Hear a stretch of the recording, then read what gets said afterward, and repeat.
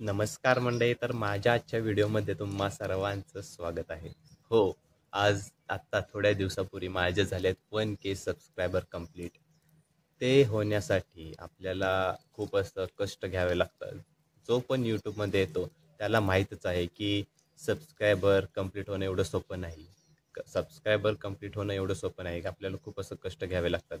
आणि जेव्हा आपण यूट्यूबमध्ये येतो आणि आपण माइलस्टोन बघतो तर पहिलं असतं 1K सबस्क्रायबर आणि ते मी आज फायनली कंप्लीट केलेलं आहे. ओके. तर या माझ्या जर्नीबद्दल मी या व्हिडिओमध्ये बोलणारच आहे. सो व्हिडिओवर जर नवीन असाल तर लाईक आणि शेअर करा. व्हिडिओ जर आवडला संपूर्ण बघा आणि जर आवडला तर मित्रांसोबत लाईक आणि शेअर करा. सो त्यांना पण थोडी मदत मिळेल, थोडं त्यांना समजेल की आपण काय केलं पाहिजे, कशाप्रकारे 1K सबस्क्रायबरपर्यंत पहिलं कंप्लीट केलं पाहिजे, कसं तिथपर्यंत पोहोचायला पाहिजे.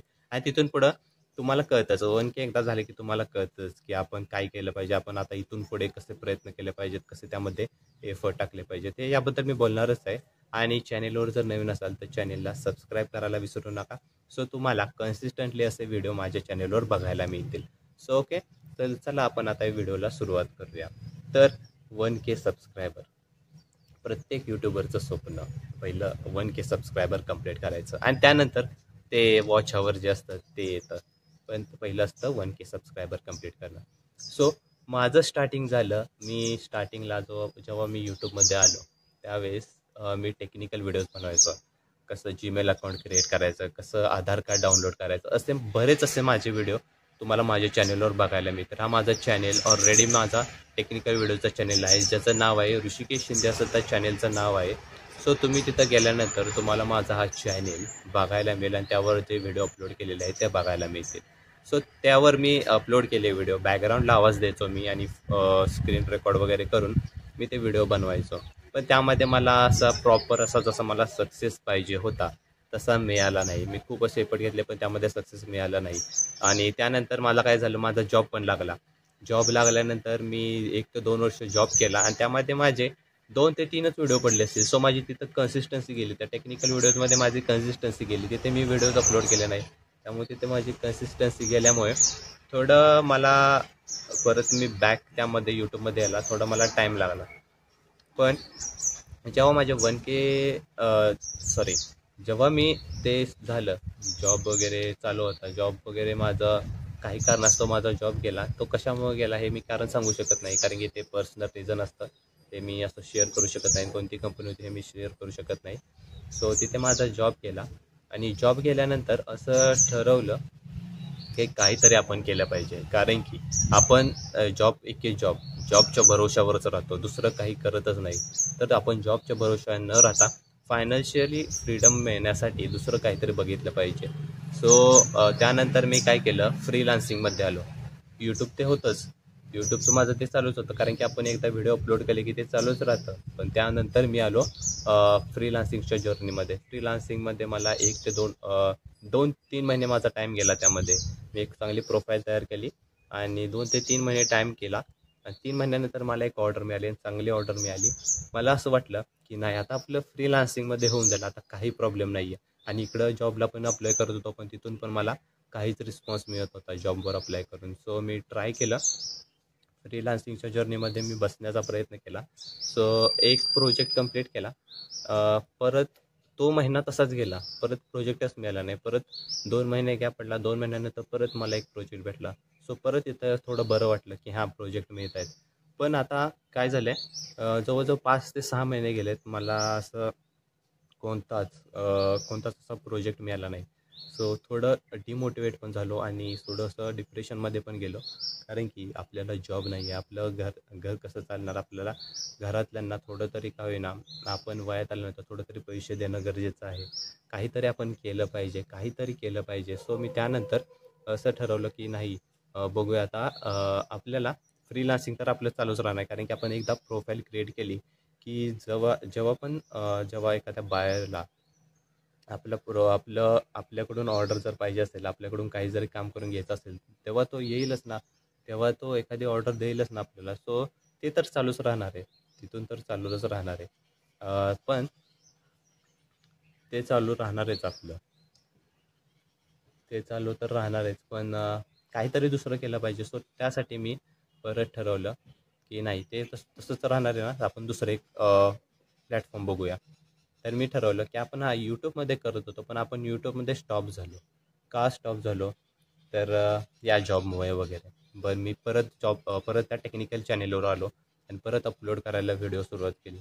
पण परत थोड्या दिवसांनी, परत 1 महिन्यांनी असं व्हायला लागलं की यार, पैसे मिळत नाही आहेत. कधी आपलं चॅनेल मॉनिटाईज होणार? कधी आपले सबस्क्रायबर वाढणार? हा सगळ्यांच्या मनात प्रश्न राहतो. जर आपण एका सोर्स इन्कमवर राहिलो तर आपल्याला तेच प्रेशरमध्ये राहतो की कसे आपले 1K सबस्क्रायबर वगैरे कंप्लीट होणार. सो मी ठरवलं की नाही, आपण एक वेगळं काहीतरी करूया जे की लोकांना पण आवडेल आणि लोकांना पण ते बघायला आवडेल आणि आपल्या चॅनेलवर ते येतील. सो मी त्यानुसार एक दुसरा चॅनेल क्रिएट केला, जो की हा आहे मिस्टर ऋषी नावाचा. सो मी त्यावर काम करायला चालू केलं. स्टार्टिंगला थोडेसे प्रॉब्लेम झाले, कारण की फेस टू फेस मी कधी कम्युनिकेट केलं नव्हतं. ती जर्नी, ते बोलणं, कॅमेरासमोर बोलणं एवढं सोपं नाही आहे. आपल्याला वाटतं, पण एवढं सोपं नाही आहे. कॅमेरासमोर बोलणं एवढं सोपं नाही आहे. आपण जर एखादा व्हिडिओ वगैरे केला, आपण जर शाळेत भाषण वगैरे करायला गेलं, तरी आपल्याला शब्द आठवत नाहीत, काय बोलायचं ते कळत नाही.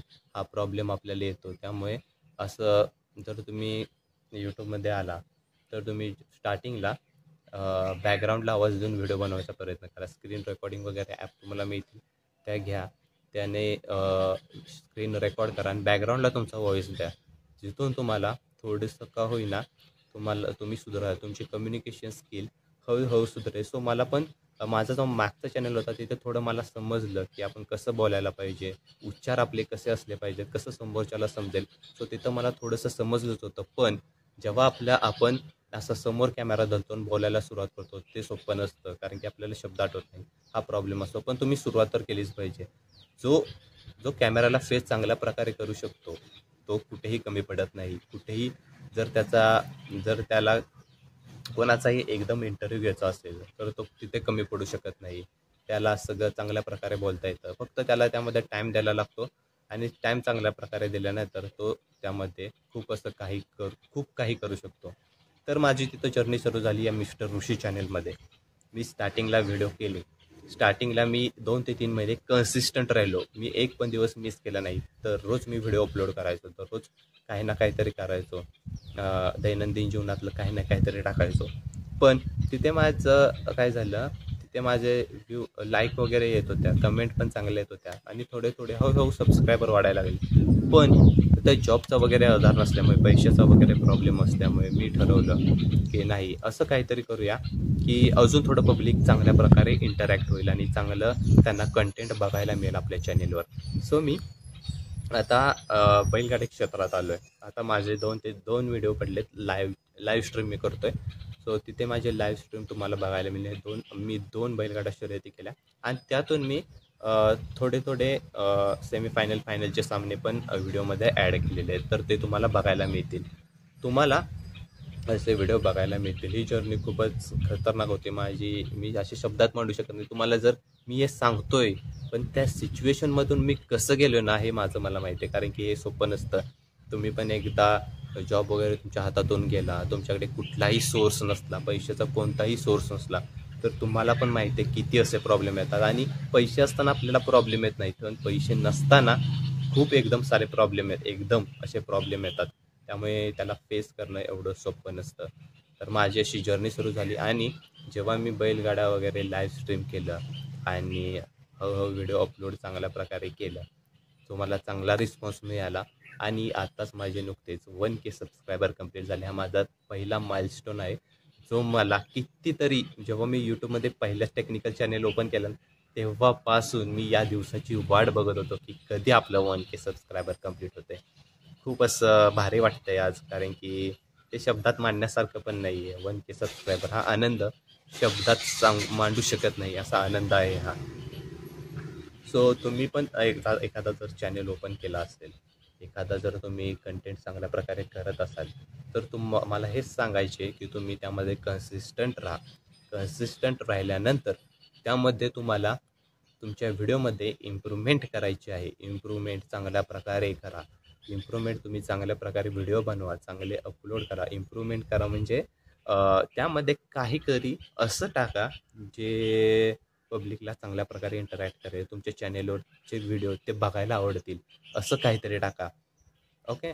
तर ते टाकल्यानंतर मी काय काय सांगितलं, इम्प्रूव्हमेंट, कन्सिस्टन्सी आणि त्याबरोबर तुमचे एफर्ट असे तिन्हीची सांगड जर चांगल्या प्रकारे बसली आणि त्याचबरोबर तुमच्यात जर चांगला पेशन्स लेवल असेल, कारण की यूट्यूबमध्ये 1 ते 2 व्हिडिओ तुम्हाला सक्सेस मिळत नाही, पण एखादा व्हिडिओ तुमचा असा निघतो, एखादा व्हिडिओ तुमचा असं काम करतो की तुम्हाला जे तुमच्या बाकीचे व्हिडिओ करू शकत नाही तो एकच व्हिडिओ करून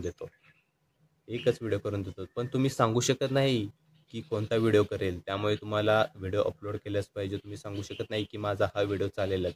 असं सांगून होत असतं तर प्रत्येकजण आतापर्यंत खूप मोठा झाला असता. असं होत नाही आहे. त्यामुळे आपण एफर्ट्स घेतले पाहिजेत आणि पेशन्स लेवल चांगल्या प्रकारे जर आपल्यामध्ये असेल तर यूट्यूबमध्ये तुम्ही सक्सेसफुल होणारच आणि 1K पर्यंतचा माइलस्टोन तुम्ही लवकरात लवकर कंप्लीट करालच अशी माझी आशा आहे. ओके. त्यामुळे तुम्ही चांगल्या प्रकारे असं काम करा. मला वाटतंय की तुम्हाला थोडंफार मोटिवेशन चांगल्या प्रकारे मिळालं असेल. मी माझी जर्नी शेअर करण्याचा प्रयत्न केला. पण ही जर्नी एवढी सोपी नव्हती. मला एवढं माझ्या जीवनात ही जी जर्नी होती ती खूपच सोपी नव्हती. स्टार्टिंगला यूट्यूब चॅनल टेक्निकलचा, त्यानंतर फ्रीलान्सिंगमध्ये थोडंसं इनकन्सिस्टंट फेल्युअर म्हणजे तिथं प्रोजेक्ट वगैरे न मिळणं. सो तिथून मग परत बॅक टू द दुसऱ्या चॅनेलवर mister Rishi, starting from zero. Okay. तर हे खूपच असं अवघड होतं, एवढं सोपं नव्हतं हे माझ्यासाठी पण. माझ्यासाठी पण ही सुंदर गोष्ट आहे की मला फेल्युअरमधून मी इथपर्यंत आलो. कारण की आपल्याला जेवढं शिकवू शकत नाही, जेवढं आपल्याला सक्सेस शिकवू शकत नाही, तेवढं आपल्याला फेल्युअर शिकून जातं. त्यामुळे तुम्ही जीवनात जर एकदा तरी फेल्युअर अनुभवलं असेल तर तुम्हाला माहीत असेल. आपण असं म्हणतो फेल्युअरमधून सक्सेसफुल झाल्यानंतर आपण असं म्हणतो, बरं झालं माझ्या जीवनात ते फेल्युअर आलं. जर ते फेल्युअर आलो नसतो तर मी योग्य वळणावर गेलो नसतो आणि मी आता इथपर्यंत पोचलो नसतो. तर यासाठी तुमच्याकडून चुकी झाली, तुमच्याकडून चूक झाली, तुम्ही जॉब सोडला, काहीतरी तुमच्याकडून जॉबमध्ये काही घोटाळा झाला, तर तुम्ही तिथे शांत बसू नका. कारण की फेल्युअर झाल्यानंतर टीका करणारे भरपूर असतात. पण सक्सेस जेव्हा तुमचा होतो, जेव्हा तुम्ही चांगले काम करता, चांगलं प्रेझेंट वगैरे तुमचं काम करता, तेव्हा कॉंग्रॅच्युलेशन करायला भरपूर जण येतात. त्यामुळे तुम्हाला हा प्रवास चांगल्या प्रकारे करावा लागेल. तुम्हाला सलग जर फेल्युअर येत असेल तर तुम्ही टेन्शन घेऊ नका. कारण की टेन्शननं तर काय होणारच नाही आहे. त्यामुळे तुम्ही जर फेल्युअर तुमच्या जीवनात जास्त येत असेल तर तुम्ही एवढं लक्षात ठेवा, कुठून ना कुठून तुमच्या जीवनात सक्सेस हे येणारच आहे. कारण की फेल्युअर किती दिवस राहणार आहे? किती दिवस तुम्ही फेल होणार आहे? अरे फेल्युअर कधी ना कधी तरी थांबेलच ना. कधी ना कधी सक्सेसफुल होणारच ना आपण. अरे शून्यातून विश्व निर्माण झालेलं आहे आपलं. आपण शून्यातून आपण आपण काही ना वेगळं काहीतरी करू शकत नाही का?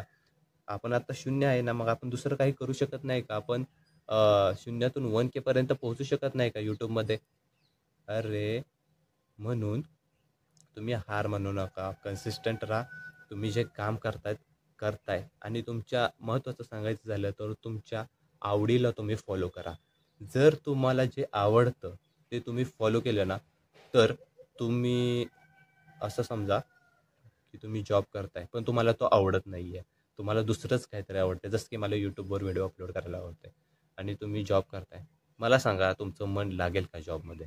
नाही ना.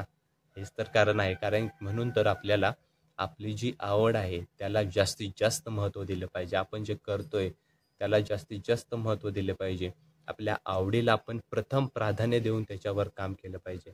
जेवढं तुम्ही तुमच्या आवडीला चांगल्या प्रकारे प्राधान्य द्याल तरच तुम्हाला, जर तुमचा जॉब वगैरे गेला, असं माझ्यासोबत जसं झालं आहे, जॉब वगैरे गेला तर तुम्ही दुसरं काहीतरी करून असं चांगल्या प्रकारे इन्कम सोर्स चांगल्या प्रकारे जनरेट करून त्यानुसार पैसे कमवून तुम्ही लाईफमध्ये चांगल्या प्रकारे सेटल होऊ शकता. ओके. म्हणून तुम्हाला हे सांगायचं आहे, तुमच्या आवडीला प्रथम प्राधान्य द्या. आवडीला कधीही तुम्ही असं करू नका की जॉब लागला म्हणजे आवडीला तुम्ही सोडूनच द्याल. तुम्हाला जे आवडते ते तुम्ही परत करणारच नाही, असं करू नका. कारण की मी हे अनुभवलं आहे. आपल्याला आवडीला आपण फॉलोच केलं पाहिजे, प्रथम प्राधान्य दिलं पाहिजे. अशी माझी जर्नी होती आत्तापर्यंतची. होप तुमचं प्रेम मिळालं, तुमचा आशीर्वाद माझ्या पाठीशी आहे. त्यामुळे मी आता इथपर्यंत पोचलो. मला खूप बरं वाटतंय, कारण की हे खूपच सोपं नव्हतं माझ्यासाठी इथपर्यंत पोचणं. आणि इथून पुढे पण तुमचा प्रेम, आशीर्वाद चांगल्या प्रकारे माझ्या पाठीशी राहील, हीच माझी अपेक्षा आहे. ओके. तर आपण आता पुढच्या व्हिडिओमध्ये भेटूया. आता माझा उद्या जो आहे तो उद्या मी लाईव्ह स्ट्रीम करण्याचा प्रयत्न करणार आहे. उद्या अंगापूरमध्ये उद्या बैलगाडा शर्यत आहे. सो तिथे मी उद्या लाईव्ह स्ट्रीम करणार आहे. सो तुम्ही ते बघायला विसरू नका. चॅनेलवर जर नवीन असाल तर चॅनेलला सबस्क्राईब करा. व्हिडिओ जर आवडला तरच व्हिडिओला लाईक आणि शेअर करा. ओके. चला भेटूया पुढच्या व्हिडिओमध्ये. तोपर्यंत बाय बाय.